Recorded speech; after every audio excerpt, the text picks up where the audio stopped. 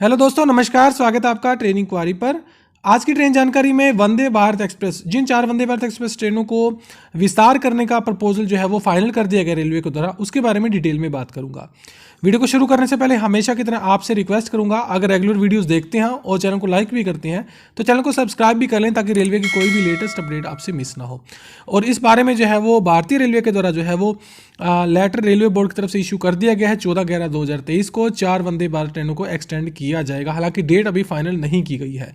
तो 20,661 में पहली Vande Bharat express south central railway के केएसआर बेंगलुरु से धारवाड़ के बीच में जो है वो हुबली के रास्ते चलाई जाती है। इस ट्रेन को अब जो है वो लोंडा जंक्शन के रास्ते बेलागावी तक बढ़ाया जाएगा। तो इससे होगा क्या कि रेलवे के रेवेन्यू में बढ़ोतरी होगी। सेकंड क्या होगा, फ्लाईओवर इसका आराम से यूज़ हो जाएगा, क्योंकि कुछ ऑक्यूपेंसी इसकी कम चल रही है। तो इस ट्रेन की बात करूँ तो ये ट्रेन अब जो है लगभग 6 घंटे और 25 मिनट पे जो है वो 490 किलोमीटर की दूरी को तय करती है बेंगलुरु से धारवाड़ के बीच में। और फ्लाईओवर इसका अब अच्छे से इस्तेमाल होने वाला है। अब मैं किराए की बात कर लेता हूँ। इसका किराया जो है वो 1185 रुपये जो है वो चेयर कार का है बेंगलुरु से धारवाड़ के बीच में, जबकि आपको लगभग 1800 रुपये इसमें जो है एग्जीक्यूटिव चेयर कार के लिए देने पड़ेंगे। जबकि इससे कम समय लेने वाली ज़्यादा समय लेने वाली एक्सप्रेस ट्रेन जो है वो 775 रुपये लेती है थर्ड एसी के लिए, जो कि केएसआर बेंगलुरु से धारवाड़ के बीच में चिन्मय एक्सप्रेस है, रानी चिन्मय एक्सप्रेस है। देखिए, जामनगर से अहमदाबाद जो वंदे भारत चल रही है, जो भी हाल ही में स्टार्ट की गई थी, इस ट्रेन को भी बढ़ाया जा रहा है उधना सूरत के बीच में। देखिए, एक्सटेंडेड पोर्शन पे केवल बड़ोदरा और सूरत में ठहराव रहेंगे। और इसकी बात की जाए तो इसके पीछे एक ऑक्यूपेंसी इशू है। सेकंड ये भी है कि जो अहमदाबाद से मुंबई के बीच में चलने वाली वंदे भारत एक्सप्रेस लोड जो सूरत से अहमदाबाद के बीच में है, उसको थोड़ा इससे जो है वो कम किया जा सकता है। इस ट्रेन की अगर मैं बात की जाए, फिलहाल ही ट्रेन जो है वो जामनगर से रोजाना सुबह जो रवाना होती है 5:45 पर और 10:10 पे जो है वो अहमदाबाद पहुंचती है। अब मैं इसके किराए की बात कर लेता हूं। तो चेयर कार का जो किराया है इसका, वो आपको जामनगर से अहमदाबाद के बीच में जो है वो 955 रुपये देना पड़ेगा। जबकि जामनगर से बड़ोदरा के बीच में चलने वाली इंटरसिटी ट्रेन, जो कि इससे लगभग 1 घंटा ज़्यादा लेती है, उसकी बात करें तो वो ट्रेन 10:30 बजे अहमदाबाद पहुंचती है 4:45 पे चल के। और 535 रुपये इस ट्रेन का किराया जो है वो चेयर कार का है जामनगर से अहमदाबाद के बीच में। 150 रुपये में अगर आप सेकंड सीटिंग आपको मिल जाती है तो इसमें आप सफ़र कर सकते हैं। तीसरी ट्रेन 3 इशू के साथ चलाई जा रही है। अजमेर से दिल्ली खंड वंदे भारत एक्सप्रेस का चंडीगढ़ तक विस्तार, अंबाला में एक्सटेंडेड पोर्शन पे ठहराव होगा, दया बस्ती बाईपास होते हुए पानीपत के रास्ते ट्रेन जाएगी आगे।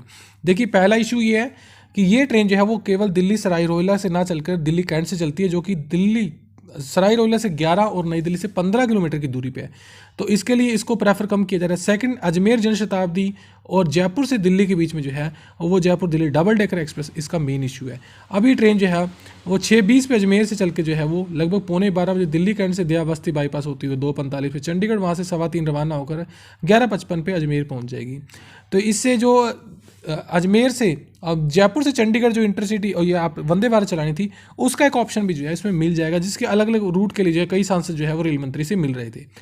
और इस समय अगर इसकी बात करूँ तो इसका जो मेन कंपटीटर दूसरा है अगर अजमेर से दिल्ली के बीच में, तो दिल्ली से रायरोला तक चलने वाली जनशताब्दी एक्सप्रेस है, जो कि 5 घंटे और 55 मिनट का समय, जो कि 40 मिनट इस वंदे भारत से ज़्यादा है।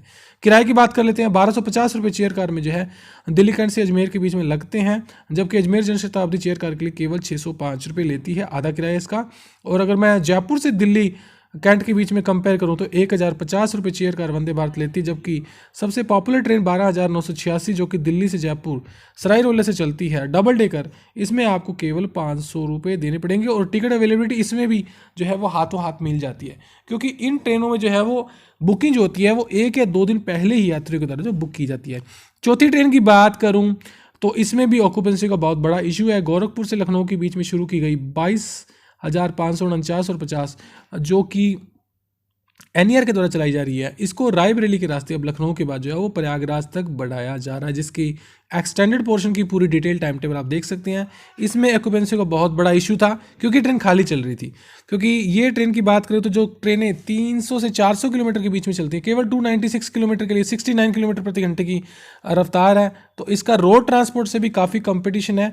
890 रुपये का किराया इसका जो है केवल 300 किलोमीटर के लिए लिया जा रहा है वंदे भारत में गोरखपुर से लखनऊ के लिए, जबकि 555 रुपये में आप जो है थर्ड एसी में जो इस रूट पे सबसे फास्ट ट्रेन वंदे भारत के बाद गोरखधाम एक्सप्रेस में जो है वो आ सकते हैं।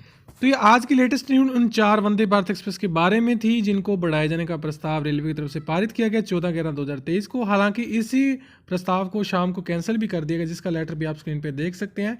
हो सकता है कि थोड़ा सा बिजी शेड्यूल हो कुछ पार्लियामेंट की वजह से या जो इलेक्शन हो रहे हैं उस इलेक्शन में कुछ स्टेट में, उसकी वजह से इसको एक बार जो होल्ड किया गया, हालांकि एक बार कैंसिल किया गया, लेकिन ये फिक्स है कि इन 4 ट्रेनों को आगे आने वाले टाइम में बढ़ाया जरूर जाएगा। जानकारी अच्छी लगी तो वीडियो को लाइक शेयर और चैनल को सब्सक्राइब करें। वीडियो को देखने के लिए आपका धन्यवाद। मैं मिलता हूँ आपसे रेलवे की नई अपडेट में, तब तक के लिए जय हिंद।